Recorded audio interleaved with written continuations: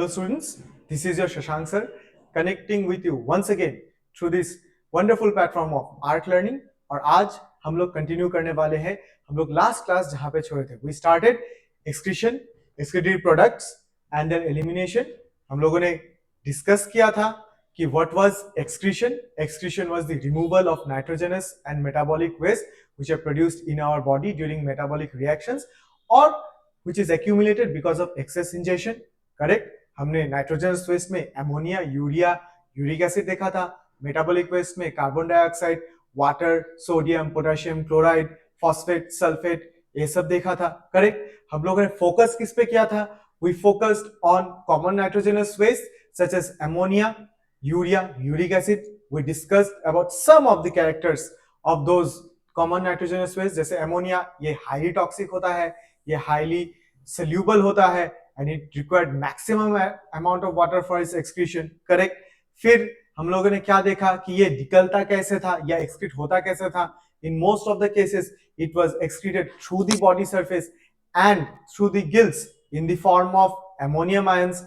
हम लोगों ने ये भी देखा था कि kidneys do not play a significant role in its removal. Correct. और हम लोगों ने एग्जाम्पल भी जब लिया था तो एक्वेटिक ऑर्गेनिजम्स का ही एग्जाम्पल आया था.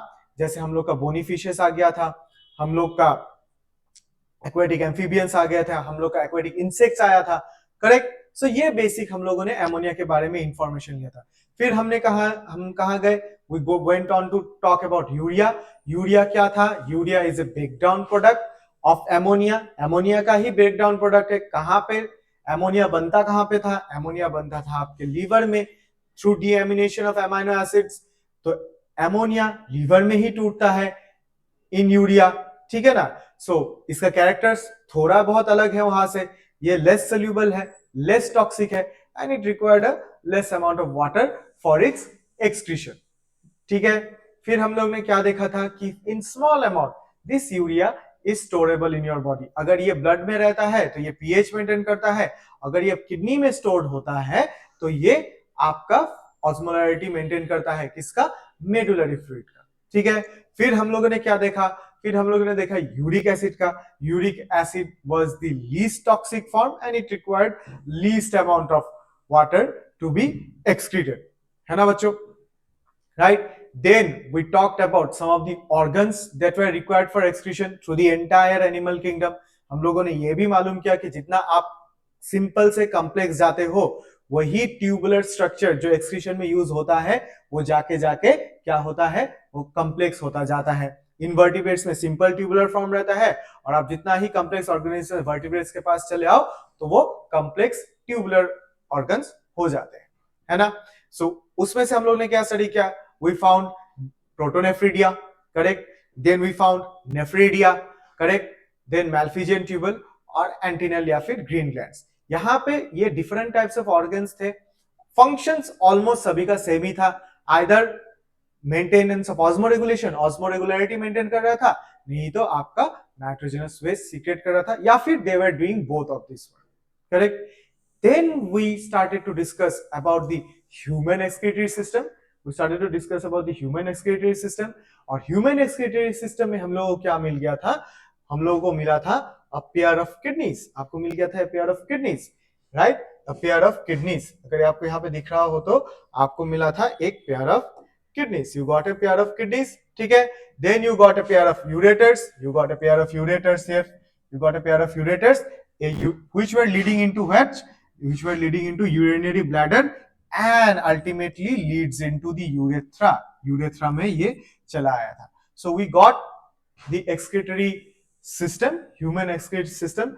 Now today's focus is on our kidneys. आज हम लोग kidneys के बारे में डिस्कस करेंगे. करेक्ट. सो आप अगर किडनी का स्ट्रक्चर देख लो, अगर आप किडनीज का स्ट्रक्चर देख लो,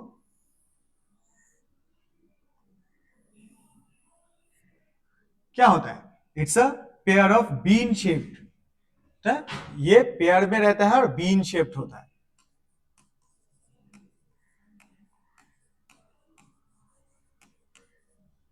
been shaped, reddish brown in colour.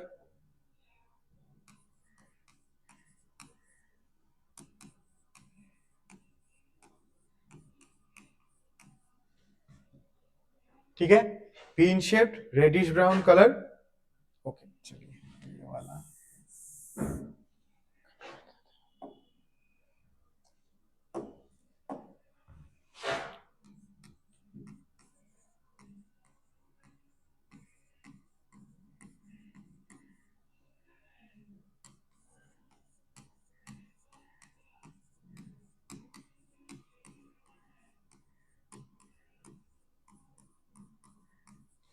ठीक है। अगर आप इसका पोजीशन देख लें,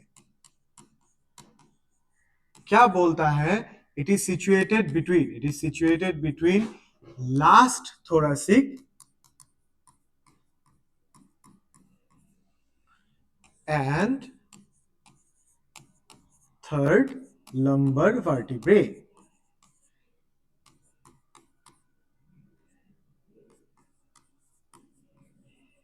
ये reference point between last thoracic and third lumbar. अगर आपको बोन्स अगर याद हो तो हम लोग का entire vertebral column is made up of 26 bones. It is made up of 26 bones. क्या क्या इंक्लूड रहता है? पहला 7 तो सर्वाइकल रहता है, सर्वाइकल बोन्स रहता है। फिर क्या आता है? 12 थोरेसिक, 12 थोरेसिक। फिर आता है 5 लंबर वर्टिब्रे, एक सैक्रल फ्यूज्ड और एक कॉक्सियल फ्यूज। सो टोटल अगर आप प्लस कर लो, 7 + 12 19, 5 24, 25 26 बोन से बनता है हम लोग का वर्टिब्रे कॉलम।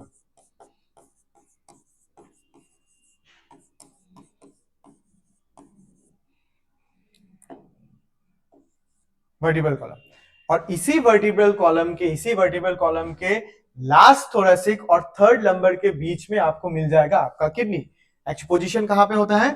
पोजीशन यहां पे होता है, यहां पे अराउंड दिस साइज मिल जाता है आपका किडनी। और क्या इंफॉर्मेशन है? It is between last thoracic and third lumbar. और क्या? इन दी dorsal inner wall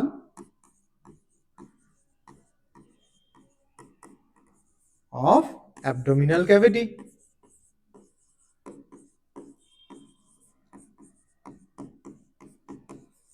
dorsal inner wall of abdominal cavity. अभी ये dorsal inner wall of abdominal cavity मतलब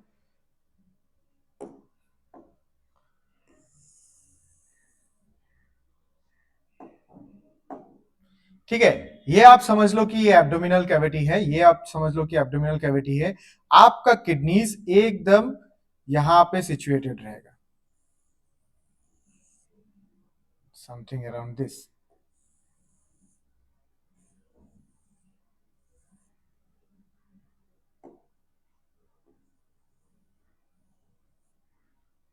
ठीक है बच्चों, this is the abdominal cavity, this is the abdominal cavity. अगर दिख रहा हो तो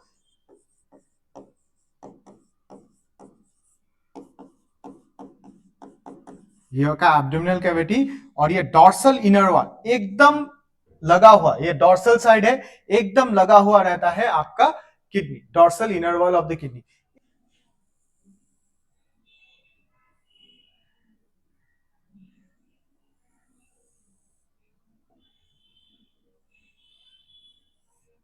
कुछ ऐसा रहता है ये रेट्रोपेरिटोनियल कैविटी। ठीक है, रेट्रोपेरिटोनियल के बाहर रहता है, पेरिटोनियम के बाहर रहता है ये।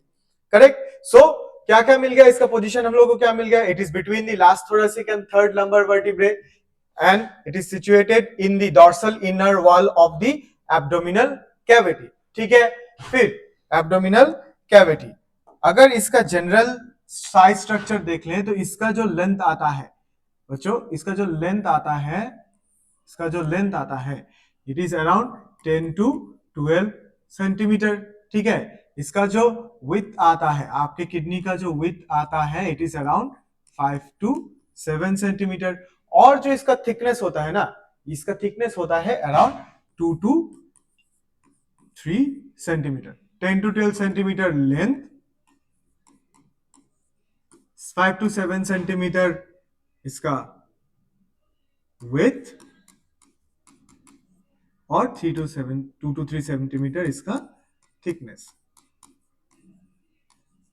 ठीक है, सो ये बेसिक इंफॉर्मेशन रहता है, बेसिक इंफॉर्मेशन इसका पोजीशन के हिसाब से क्या रहता है क्या नहीं रहता है, right, between last thoracic cavity and third lumbar vertebrae in the dorsal inner wall of the abdominal cavity, right, length is around 10 to 12 centimeter, 5 to 7 centimeter width and 2 to 3 centimeter its thickness. और average weight इसका अगर आप average weight निकाल दो, average weight is around 120 to 170 grams, 120 to 170 grams इसका average weight होता है, ठीक है।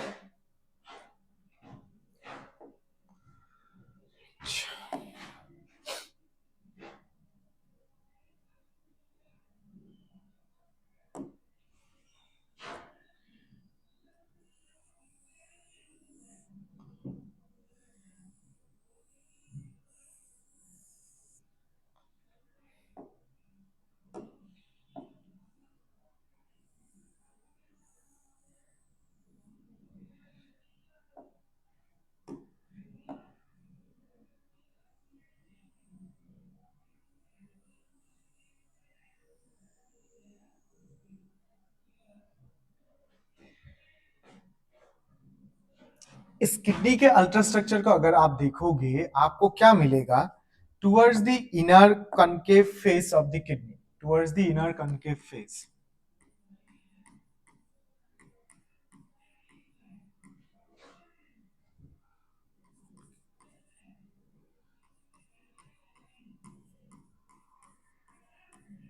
किडनी के इनर कॉन्केव सरफेस में आपको एक धसा हुआ एरिया दिखेगा, अंदर की तरफ घुसा हुआ, अंदर की तरफ ही आ रहा है, ठीक है। This is known as something notch, इसे बोलते हैं notch. Towards the inner concave surface there is a notch, ठीक है ना, नॉच। और इसी नॉच को हम लोग क्या बोलते हैं, hilum. This notch is known as hilum, ठीक है, हिलम।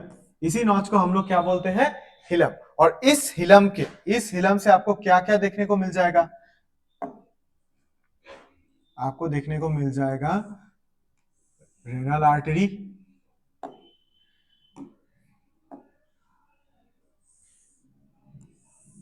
रेनल वेन्स, ठीक है, ये बन गया आपका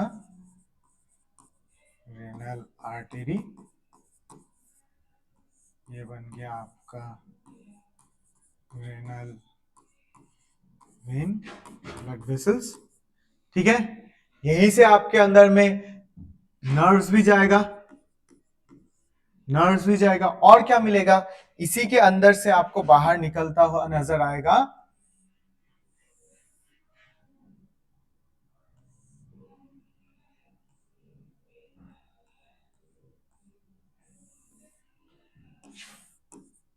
ureter, correct. So towards the inner concave surface आपको क्या मिलेगा, एक नॉच। ये जो आपका किडनी जो बीन शेप एक्चुअली करता है, क्यों करता है, क्योंकि ये अंदर की तरफ थोड़ा धसा हुआ है, ये धसने को ही बोलते हैं हम लोग notch. Towards the inner concave surface there is a notch, this is known as hilum. Hilum के अंदर से आपको क्या अंदर आते हुए दिखेगा, आपको अंदर आते हुए ब्लड वेसल्स मिलेंगे, आपको अंदर आते हुए नर्व्स मिलेंगे, और क्या निकलता हुआ मिलेगा, आपको निकलता हुआ नजर आएगा एक यूरेटर, आपको नजर आएगा एक यूरेटर, ठीक है। सो टुवर्ड्स दी, अगर आप हिलम के पीछे की तरफ देखें, अगर आप हिलम के पीछे की तरफ अगर देखें तो आपको एक ब्रॉड फनल शेप्ड एरिया नजर आएगा,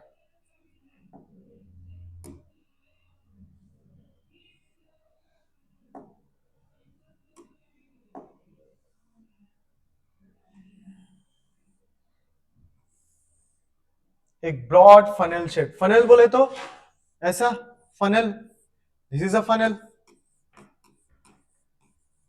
है ना। सो एक इनर टू द हिलम आपको एक ब्रॉड फनल शेप एरिया मिलेगा, this is known as your pelvis, this is inner to the helium.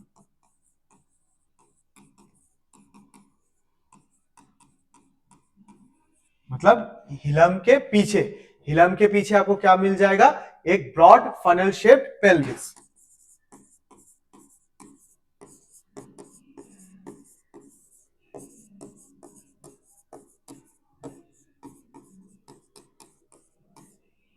ठीक है, आपको एक ब्रॉड फनल शेप्ड पेल्विस मिल जाएगा, राइट।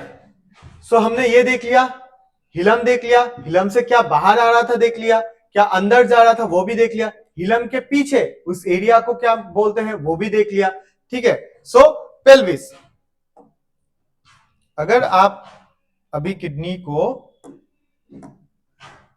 का एक क्रॉस सेक्शन देखो, अगर आप किडनी का एक क्रॉस सेक्शन देखो अच्छे से,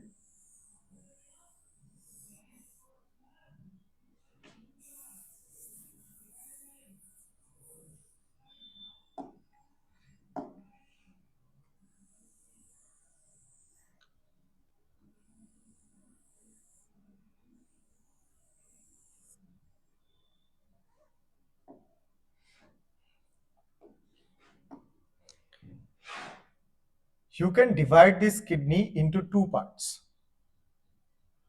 The broad funnel shaped region यहाँ पे, ठीक है, you can divide the kidneys in two parts.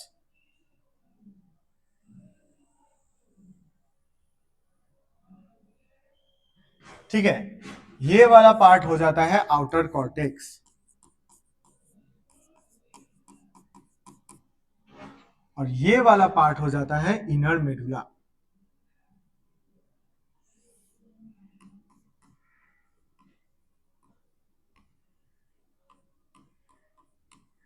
Inner medulla, ठीक है।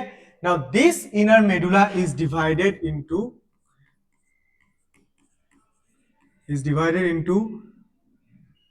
8 to 12 conical masses.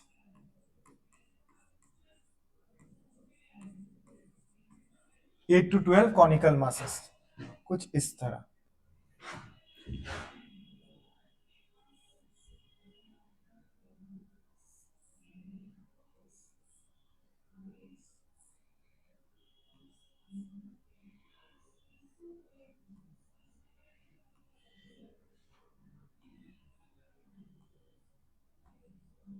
ठीक है, 8 to 12 conical masses, these are known as renal pyramids या फिर medullary pyramids।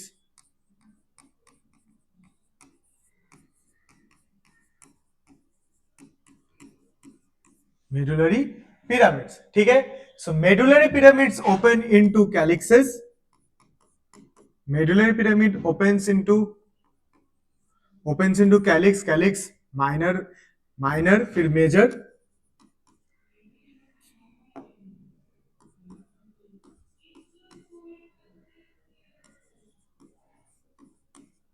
minor calyx फिर major calyx।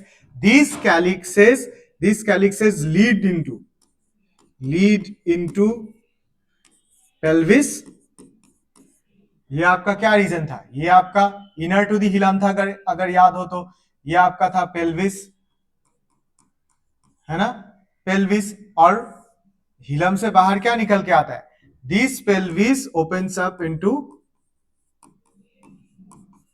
ureter, this is the ureter, urinary leads to urinary bladder,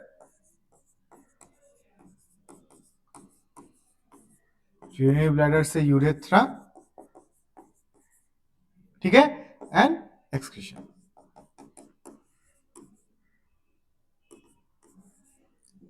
right. तो ये एक पूरा एक सीक्वेंस बन गया आपका यूरिन के पाथवे का। आउटर कॉर्टेक्स, अगर आप किडनी को क्रॉस सेक्शन करें तो आपको आउटर कॉर्टेक्स मिलेगा, आउटर कॉर्टेक्स से आपको क्या मिलेगा, outer cortex, then inner medulla is divided into 8 to 12 conical masses, these are known as medullary pyramids open into calyxes, ठीक है। कैलिक्स में मेजर माइनर बोथ होते हैं और medullary pyramids open into calyx, minor calyx leads to major calyx, ठीक है। And these opens into what, pelvis में आते हैं, pelvis leads into the ureter से यूरिनरी ब्लैडर, और फिर आपका यूरेथ्रा से ये हो जाता है एक्सक्रीशन, ठीक है। नाउ दिस आउटर कॉर्टेक्स क्या करता है, ये outer cortex are projected inside the medulla. These outer cortex are projected inside the medulla as columns.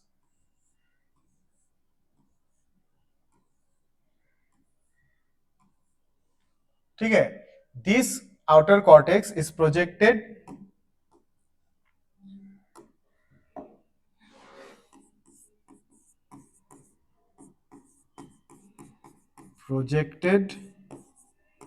into medulla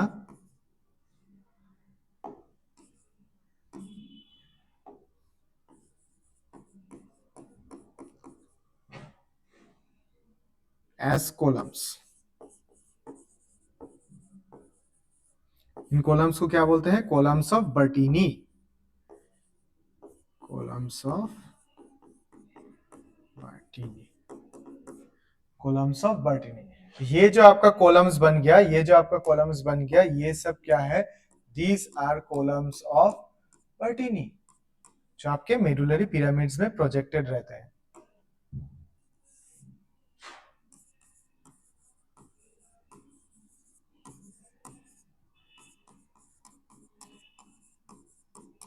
समझ में आया बच्चों?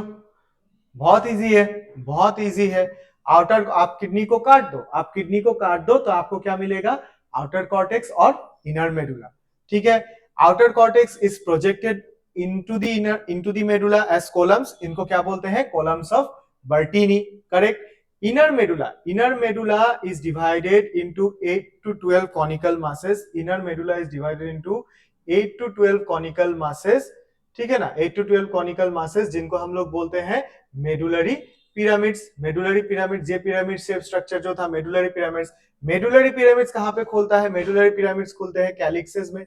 Medullary pyramids open into calyx. Calyx का मेजर होता है, माइनर होता है, माइनर कैलिक्स खुलता है, मेजर कैलिक्स, माइनर कैलिक्स खुलता है मेजर कैलिक्स में।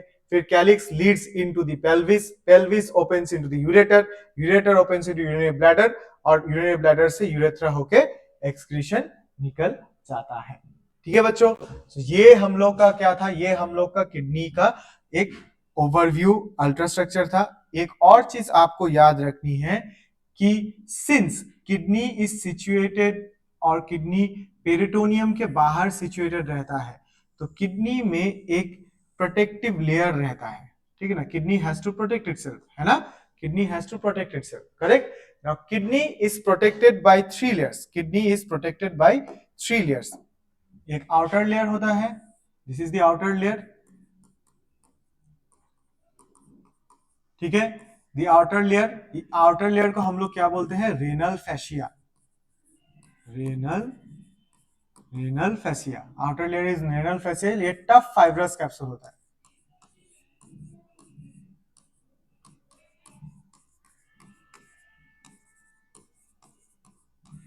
Tough fibrous capsule. Middle layer भरा होता है एडिपोज टिश्यू से।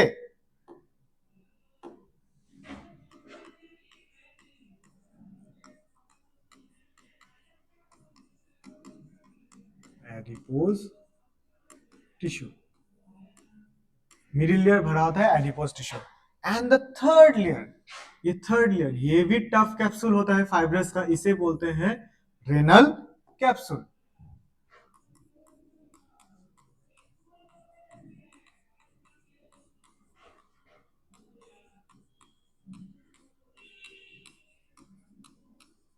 ये भी फाइब्रस होता है, रेनल कैप्सूल। ठीक है, सो एक ओवरव्यू हो गया आपका किडनी का होल स्ट्रक्चर का। हमने किडनी को डिवाइड किया, ट्रांसवर्स सेक्शन किया, तो 2 पार्ट में आउटर कॉर्टेक्स मिल गया और इनर मेडुला मिल गया। Outer cortex projects into the medulla as columns of Bertini, correct? Inner medulla को आप डिवाइड कर सकते हो 8 to 12 कॉनिकल मासेस, जिसे बोलते हैं medullary pyramids. Medullary pyramids open into calyx, calyx leads into pelvis, pelvis opens into ureter, ureter leads to urinary bladder, then to urethra, and your urine is excreted out. Since kidney is situated outside of the peritoneum and the dorsal inner wall of the abdominal cavity, तो ये इसको खुद को protection लेना पड़ता है। ये 3 layer से बना हुआ रहता है इसका प्रोटेक्शन। आउटर लेयर क्या है? टफ फाइब्रस कैप्सूल है, रेनल फैशिया। इनर लेयर क्या है? इनर लेयर एडिपोज टिश्यू से भरा हुआ रहता है, शॉक एब्जॉर्बिंग कर लेता है। And third layer is again a fibrous layer, this is known as renal capsule. ठीक है, सो हम लोगों ने एक ओवरव्यू ले लिया इसका। हम लोगों ने नॉच, हिलम, कौन सा एरिया को हिलम बोलते हैं वो हम लोग ने जान लिया। हिलम के अंदर में क्या आता है, हिलम के अंदर के बाहर से क्या जाता है, लिनर के अंदर में आता है ब्लड वेसल्स और नर्व्स। बाहर क्या निकलता है, यूरेटर। हिलम के पीछे क्या रहता है, आपका broad funnel shape pelvis. Correct, ये भी देख लिया। एंड हम लोगों ने क्या कर लिया, ultra structure of the kidney देख लिया। ठीक है, so this is our excretory organ, this is our excretory organ. अभी इस ऑर्गन के अंदर में भी, इस ऑर्गन के अंदर में भी एक फंक्शनल यूनिट रहता है। फंक्शनल यूनिट ऑफ लाइफ क्या है, cell that is capable to do everything for its own for its survival, right. जो हम करते हैं वो भी सेल कैपेबल होता है करने के लिए। ठीक है, किडनी का फंक्शन क्या है, kidney is an excretory organ, it helps in excretion, it helps in purifying और फिल्टरिंग आवर ब्लड। किडनी के अंदर में इसका फंक्शनल यूनिट कौन है जो एक्चुअली ये काम करता है, इसका फंक्शनल यूनिट होता है नेफ्रॉन। इसका फंक्शनल यूनिट होता है नेफ्रॉन। सो फंक्शनल, ये नेफ्रॉन क्या होता है, nephron, this nephron is the functional unit of kidney.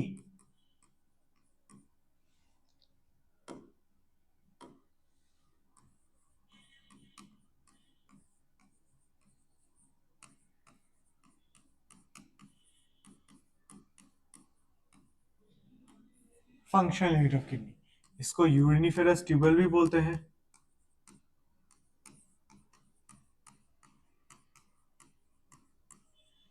Correct, और 1 million in each kidney,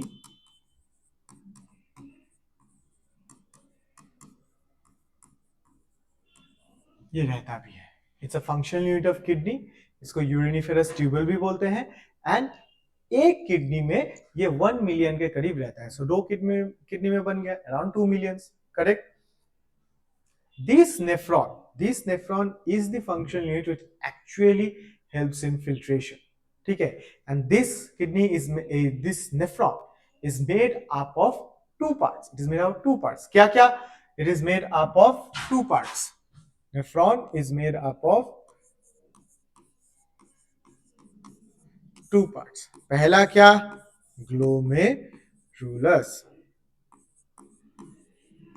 glomerulus, glomerulus क्या है, it is nothing but a tuft of capillaries.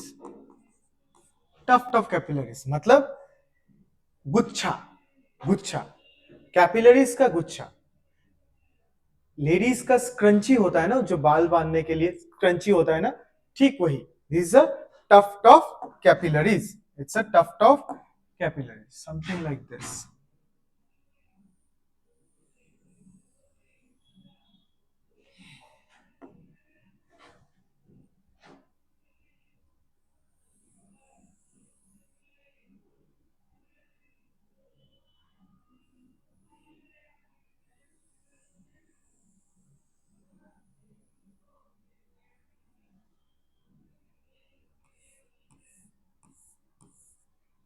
Tuft of capillaries.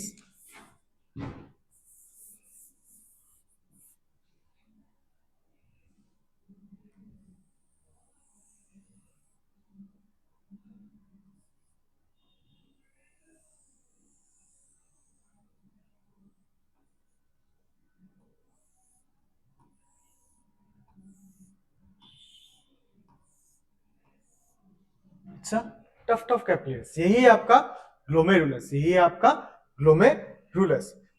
और किससे बनता है, और बनता है आपका रेनल ट्यूबल से। Renal tubules, renal tubules, renal tubules में पहला कौन आता है, पहला आता है कप लाइक बोमेंस कैप्सूल।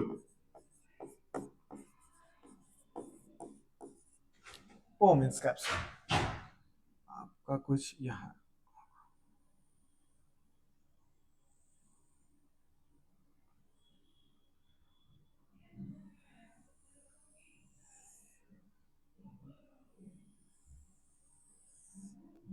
बोमेंस कैप्सूल।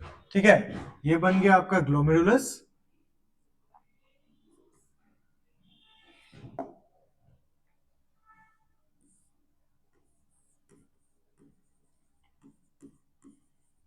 बस ये बन गया आपका बोमेन्स कैप्सूल। ठीक है, ग्लोमेरुलस और बोमेन्स कैप्सूल। अगर ग्लोमेरुलस और बोमेन्स कैप्सूल को आप मिला दो तो आपको मिल जाएगा मैल्फिजियन बॉडी।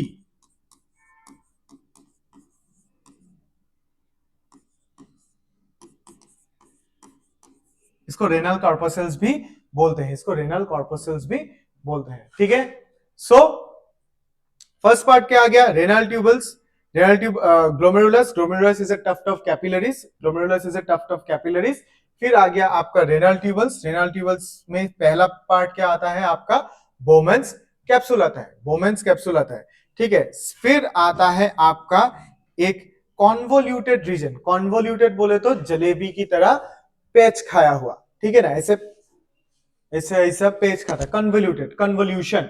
ठीक है, और since it is nearer to the Bowman's capsule, proximal इसके पास रहता है, तो इस कॉन्वोल्यूटेड ट्यूबल को बोलते हैं proximal convoluted tubule.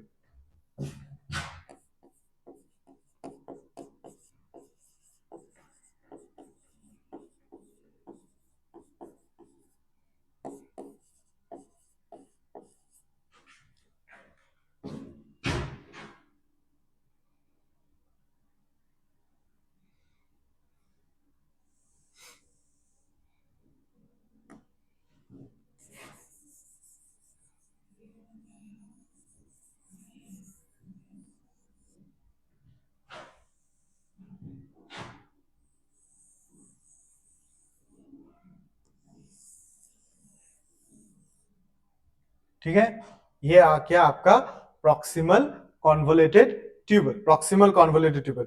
This proximal convoluted tubule is followed by, this proximal convoluted tubule is a hair pin like structure.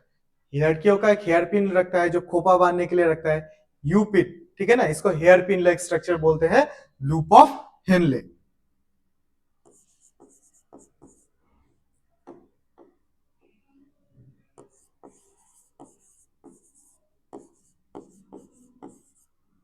या फिर हेनलेस लूप, जो भी आप बताओ।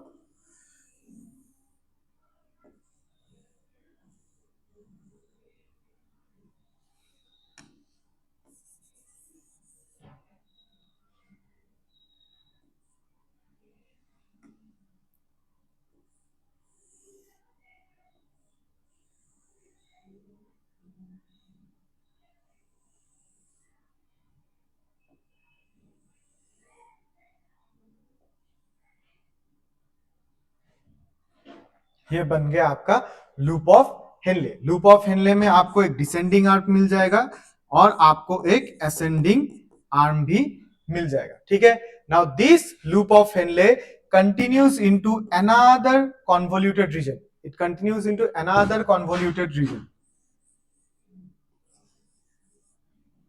ठीक है, now this time this convolution is from a distance to the Bowman's capsule, तो इसको बोलते हैं distal convoluted tubule,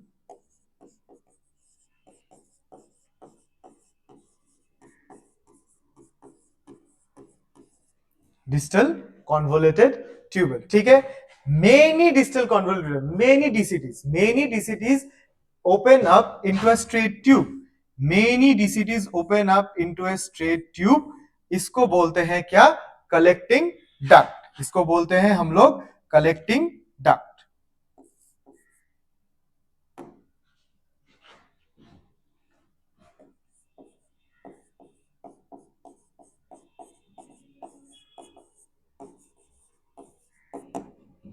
ठीक है, तो बन गया मेरा क्या, बन गया मेरा एक ultrastructure of nephron. Is it divided into two parts, glomerulus, glomerulus is a tuft of capillaries, glomerulus is a tuft of capillaries. ये बन गया था मेरा क्या, ये बन गया था मेरा ग्लोमेरुलस, ग्लोमेरुलस। ठीक है, उसके बाद क्या आता है, Bowman's capsule, cup like shape,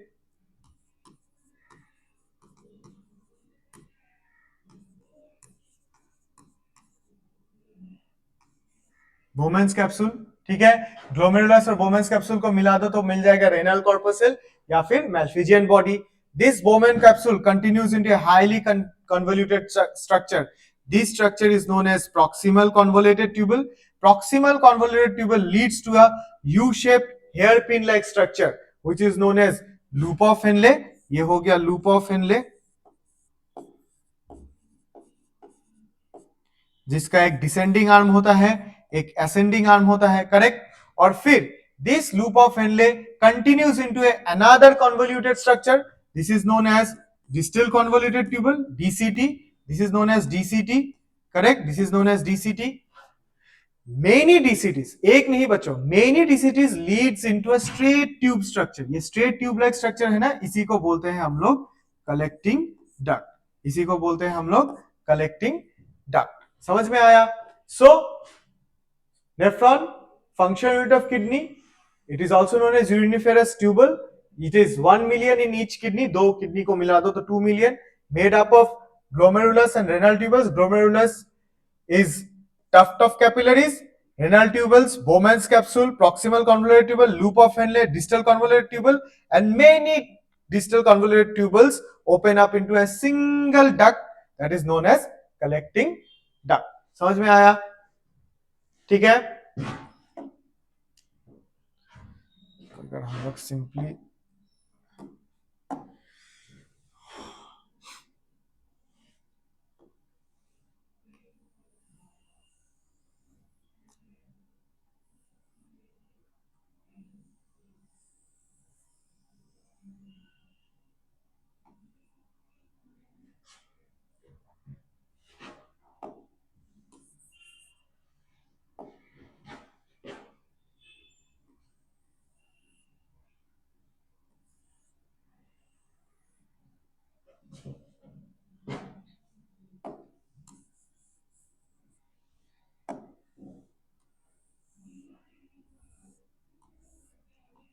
अगर आप इस ग्लोमेरुलस को ध्यान से देखें, it is a tuft of capillaries, right.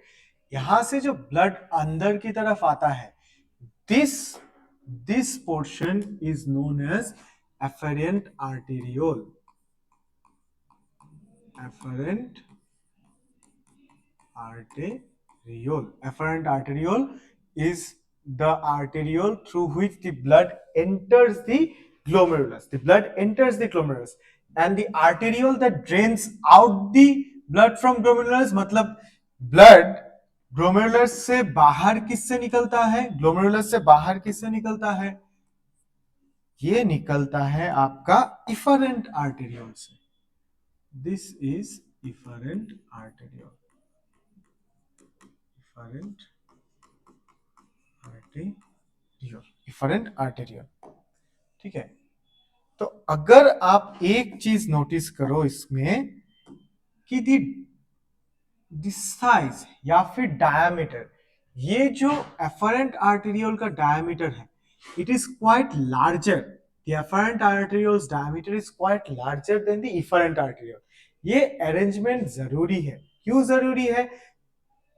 इसके वजह से एफरेंट आर्टेरियोल से बहुत सारा ब्लड ग्लोमेरुलस में तो आ तो रहा है, लेकिन इफरेंट आर्टेरियोल का डायमीटर छोटे होने की वजह से वहां से same equivalent amount of blood बाहर नहीं निकल पा रहा है. ज्यादा आ रहा है, कम निकल रहा है, ज्यादा आ रहा है, कम निकल रहा है. तो अल्टीमेटली क्या होगा? एक प्रेशर क्रिएट होगा इन दी ग्लोमेरुलस वॉल, और यही प्रेशर इज रिक्वायर्ड जब हम लोग अल्ट्रा फिल्ट्रेशन पढ़ेंगे. इसी प्रेशर के वजह से बच्चों आपका ब्लड फिल्टर होता है. ठीक है.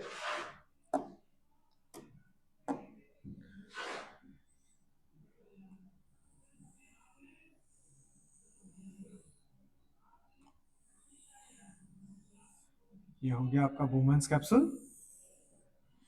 ये हो गया proximal convoluted tubal.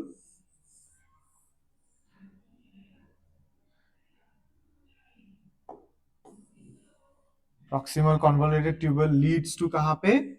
Hairpin like loop of Henley.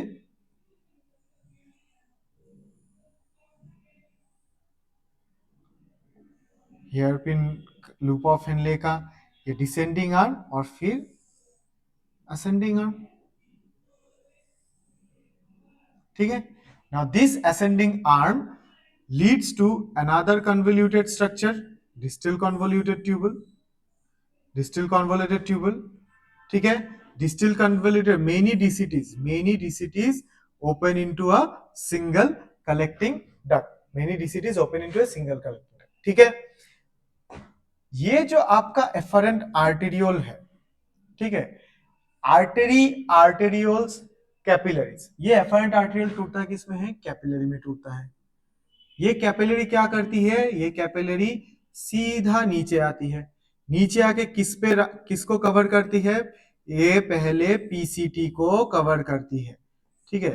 ये पहले पीसीटी को कवर करती है, वो इस तरफ से आई, पीसीटी को कवर करती है, पीसीटी को कवर करने के बाद किसको राउंड करती है, पीसीटी को कवर करने के बाद डीसीटी को कवर करती है, डीसीटी को कवर करती है, डीसीटी से कवर होके ये जब नीचे आती है, then it starts to cover up or wound around the, कहां पे, around the loop of Henle, loop of Henle को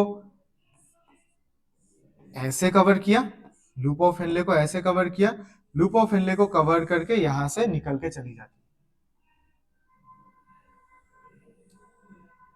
मैं यहां पे आपको डायरेक्शन क्यों बता रहा हूं, because this is important to create a premise which will be utilized in counter current mechanism.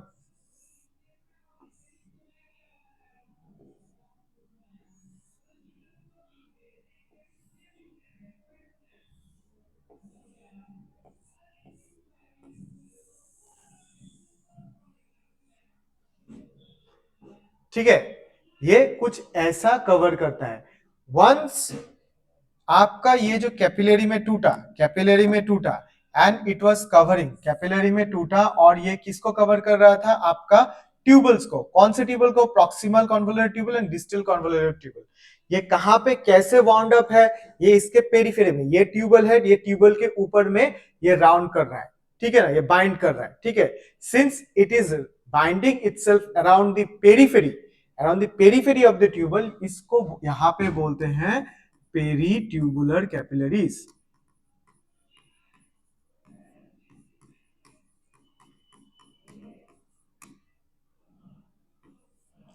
Peritubular capillaries, और यही पेरीट्यूबुलर कैपिलरीज, यही पेरीट्यूबुलर कैपिलरीज जब आपका, यही पेरीट्यूबुलर कैपिलरीज जब आपका लूप ऑफ हेनले में, लूप ऑफ हेनले में जब पैरेलली रन करता हो, this peritubular capillaries when it is running parallel to the loop of Henle, यहीं पे इसी को बोलते हैं वासा रेक्टा, यहीं पे इसी को बोलते हैं क्या, वासा रेक्टा। समझ में आया। Efferent arteriole breaks down into capillary, ठीक है, efferent arteriole breaks down into capillary, this capillary first twists around your PCT, then it twists around your DCT, फिर डीसीसी से नीचे आके लूप ऑफ हेनले को ये जकड़ के पहले असेंडिंग लूप ऑफ हेनले की तरफ घूमता है, फिर असेंडिंग लूप ऑफ हेनले से होके ये बाहर पे निकल चला जाता है। यही कैपिलरी जब आपके पीसीटी और डीसीटी के ऊपर रहता है तब इसको पेरीट्यूबुलर कैपिलरीज बोलते हैं। जब peritubular capillaries loop of Henley के साथ एक पैरेलल में, पैरेलली चलता है, तो उसी को हम लोग क्या बोलते हैं, vasa recta. This arrangement is required because there is something known as counter current mechanism that is helpful in making your urine concentrate, और counter current का मतलब होता है flow in opposite direction, और counter current maintain करने के लिए आपको चाहिए loop of Henle that needs to be flowing in opposite direction, ascending loop, descending loop, ascending loop, और आपका vasa recta descending and ascending again in opposite direction। इसीलिए ये आपको मैंने यहां से दिखाया कि ये जो कैपिलरीज है ये कहां से उतर के किधर जा रही है। समझ में आया, ठीक है। तो ये हम लोग का था basic structure of the nephron, basic structure of the nephron.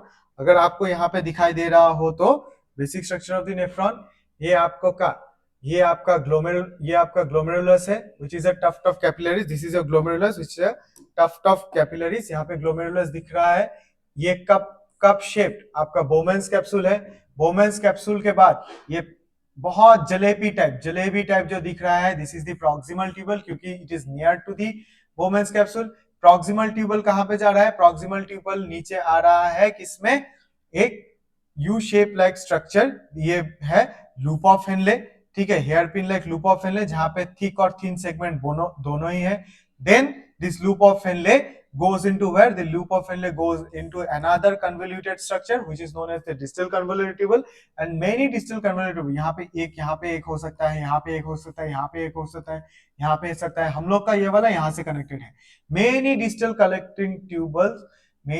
collecting tubules are joined with a straight collecting duct. ये आपका अल्स्टर स्ट्रक्चर ऑफ नेफ्रॉन है. और अगर आप देख सकते हो तो कि यहाँ पे जो है ये जो इफरेंट आर्टेरियोल है, ये तो एफरेंट आर्टेरियल था, ये इफरेंट आर्टेरियल क्या कर रहा है, ये टूट रहा है. ये टूट के पहले किधर गया, ये टूट के पहले आपको पीसीटी, देन इस साइड से आके डीसीटी, फिर नीचे चला आया और पैरेलली रन करने लगा किससे, लूप ऑफ हेनले के साथ. तो यहाँ पे इसको बोलते हैं पेरिट्यूबुलर कैपिलरीज, और ये जो लूप ऑफ हेनले के साथ चल रहा है यहाँ पे इसको बोलते हैं वासा रेक्टा. समझ में आया? अच्छा बच्चों, there are two types of nephrons. There are two types of nephrons that are mentioned in our book. ठीक है, एक तो है आपका जो सबसे ज्यादा प्रेजेंट है, इन 2 मिलियंस में अराउंड 85% इन्हीं का ही पॉपुलेशन होता है. These are known as corticular nephron या cortical nephron.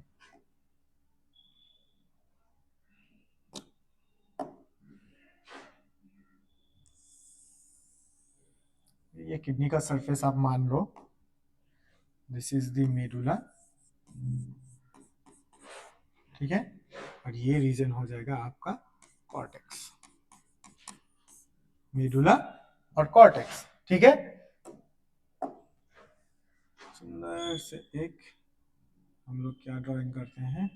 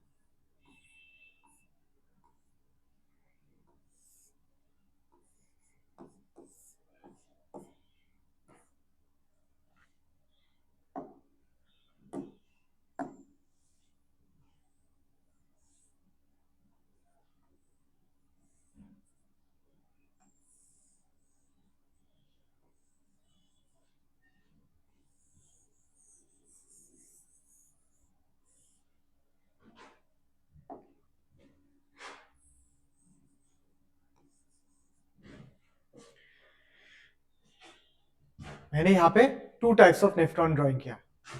सपल डिफरेंस है, आप नोटिस कीजिएगा. इस वाले नेफ्रॉन पे आपका लूप ऑफ हेनले बहुत शॉर्ट है. लूप ऑफ हेनले क्या है, शॉर्ट. इस वाले में लूप ऑफ हेनले क्या है, इस वाले में लूप ऑफ हेनले क्या है, लॉन्ग. इस वाले में वासा रेक्टा इज एब्सेंट. यहां पे वासा रेक्टा है.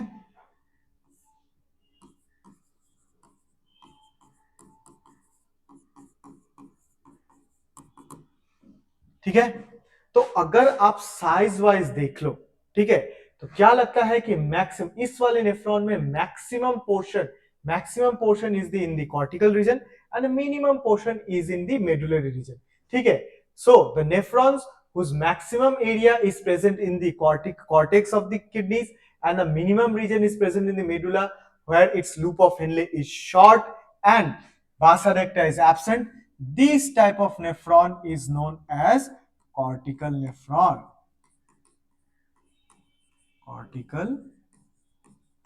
This type of nephron is known as cortical nephron.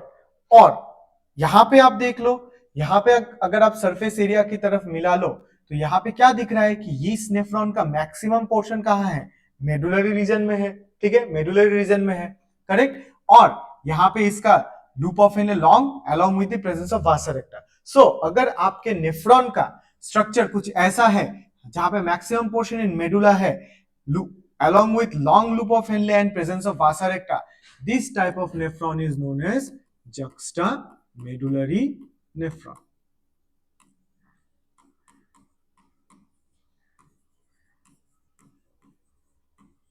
Juxtamedullary nephron. ये cortical nephron maximum in our body है around 85% और ये juxtamedullary nephron only 15% की मात्रा में प्रोड्यूस्ड होता है या बॉडी में रहता है, ठीक है।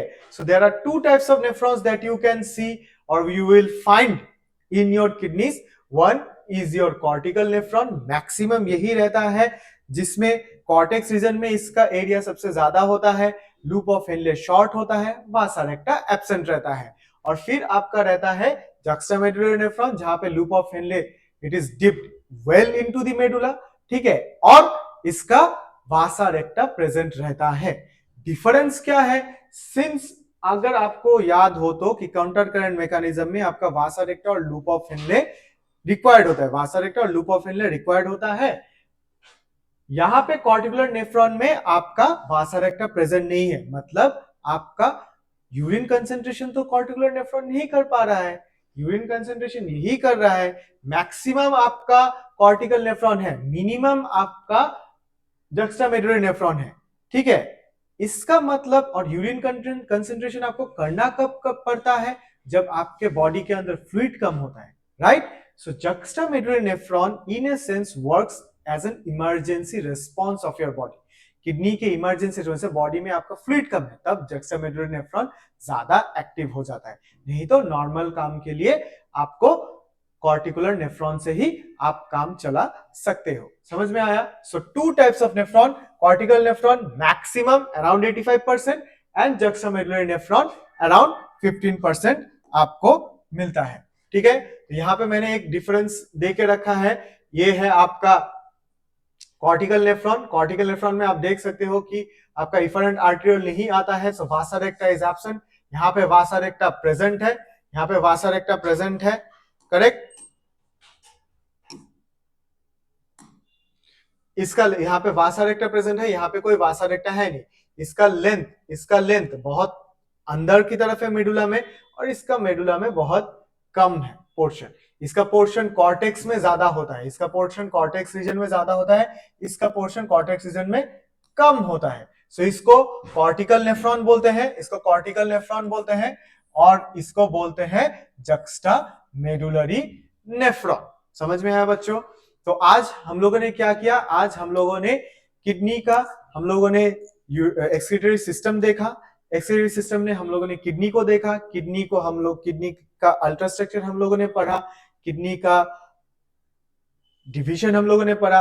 आउटर डिवीजन होता है कॉर्टेक्स, इनर डिवीजन होता है मेडुला, फिर मेडुला टूटता है मेडुलरी पिरामिड्स में, मेडुलरी पिरामिड्स से आपका निकलता है, मेडुलरी पिरामिड से आप कैलिक्स में जाते हो, कैलिक्स से पेल्विस में, पेल्विस से यूरेटर, यूरेटर से यूरिनरी ब्लैडर, यूरिनरी ब्लैडर से यूरेथ्रा होकर आप निकल गए। आपका कॉर्टेक्स मेडुला में प्रोजेक्टेड रहता है एज कॉलम्स ऑफ बर्टीनी, ठीक है। Kidney it is protected by 3 layers. Outer tough fibrous capsule जो होता है वो रेनल फेशिया होता है, मिडिल में क्या होता है, एडिपोज टिश्यू होता है और इनर लेयर आपका अगेन फाइब्रस होता है जिसे हम रेनल कैप्सूल बोलते हैं। किडनी जो बीन शेप्ड अपना शेप लाता है, अंदर की तरफ जो धसा हुआ रहता है, उस रीजन को एक नॉच बोलते हैं, हिलम, ठीक है। हिलम के अंदर आपका ब्लड वेसल्स, नर्व्स जाता है, बाहर निकलता है यूरेटर और हिलम के पीछे क्या खुलता है, एक ब्रॉड फनल शेप पेल्विस। फिर हम लोगों ने क्या देखा, हम लोगों ने किडनी का फंक्शनल यूनिट देखा, that was nephron. Nephron 1 million in each kidney, 2 million nephrons रहता है. और nephrons it is made up of glomerulus और रेनल ट्यूबल्स. ग्लोमेरुलस क्या है? It is nothing but a tuft of capillaries. Afferent arteriole से अंदर आता है, इफरेंट आर्टेरियोल से बाहर चला जाता है. रेनल ट्यूबल्स किससे होता है? बोमेन्स कैप्सूल से आता है. बोमेन्स कैप्सूल क्या था?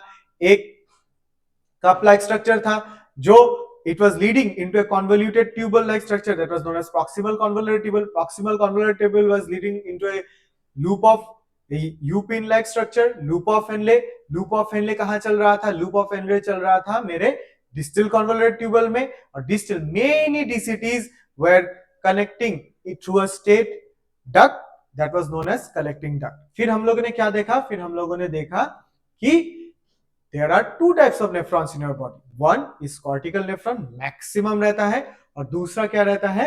juxtamedullary nephron, तो मिनिमम नंबर में रहता है. डिफरेंस क्या है? कॉर्टिकल नेफ्रॉन मैक्सिमम एरिया आपका कॉर्टेक्स में रहता है, मैक्सिमम एरिया आपका कॉर्टेक्स में रहता है. मेडुला में थोड़ा डीप रहता है लूप ऑफ हेनले, इसमें वासा रेक्टा प्रेजेंट नहीं रहता है. करेक्ट. जक्स्टामेडुलर में चले जाओ, मैक्सिमम पोर्शन आपका मेडुलरी रीजन में रहता है. ठीक है. लूप ऑफ हेनले लॉन्ग होता है और वासा रेक्टा प्रेजेंट आता है. कॉर्टिकल नेफ्रॉन्स आपका नॉर्मल काम करता है और जक्स्टामेडुलरी आपके इमरजेंसी रिस्पांस के लिए हेल्पफुल रहता है. ठीक है. सो ओवरऑल किडनी का फंक्शन क्या हो गया? ओवरऑल किडनी का आपका फंक्शन हो गया to rid the body of waste materials. Obviously मेरे को वेस्ट मटेरियल्स निकालना है व्हिच आर आइदर इंजेस्टेड और प्रोड्यूस्ड बाय मेटाबॉलिज्म. करेक्ट. उसके बाद second function to control the volume and electrolyte composition of the body fluids. आपके body fluid में ionic composition. ठीक है. और बॉडी फ्लूइड का जो वॉल्यूम है वो भी मेंटेन करेगा. ठीक है. This regulatory function of the kidneys maintains the stable internal environment necessary for the cells to perform various activities. Kidneys ultimately आपका body fluid maintain कर रहा है, आयनिक वॉल्यूम मेंटेन कर रहा है. ठीक है ना. सो ये एक environment प्रोड्यूस करता है जो होम्योस्टेसिस हम लोग के अंदर में मेंटेन करने के लिए हेल्प करता है. तो छोटे छोटे फंक्शन क्या है? Excretion of metabolic waste products and foreign chemicals, regulation of water and electrolyte balance, osmoregulation. ठीक है. फिर body fluid osmolality, electrolyte concentration, pressure, glomerulus filtration pressure, acid base balance, pH. ठीक है. Then erythrocyte production, metabolism, excretion of hormones and gluconeogenesis. ठीक है. ये तो बहुत सारा इसका फंक्शन हो जाता है. नेक्स्ट क्लास में जब हम लोग यूरिन फॉर्मेशन पढ़ेंगे तब हम लोग को यहाँ पे उसके साथ साथ यूरिन फॉर्मेशन का जो प्रोसेस है ट्यूबल का, ultrafiltration, tubular reabsorption, tubular secretion, उसके साथ साथ जब ट्यूबल्स का फंक्शंस जब पढ़ेंगे तब एक ही साथ में ये सब क्लियर हो जाएगा overall function. So next class में बच्चों हम लोग क्या करने वाले हैं? नेक्स्ट क्लास में हम लोग करने वाले हैं formation of urine and the most important part of this chapter and that is counter current mechanism. ठीक है बच्चों. सो नेक्स्ट क्लास में मिलते हैं. पढ़ते रहिएगा, एनसीईआरटी लेके चलिएगा और खूब सारा क्वेश्चन प्रैक्टिस करिएगा. तब तक के लिए थैंक यू वेरी मच.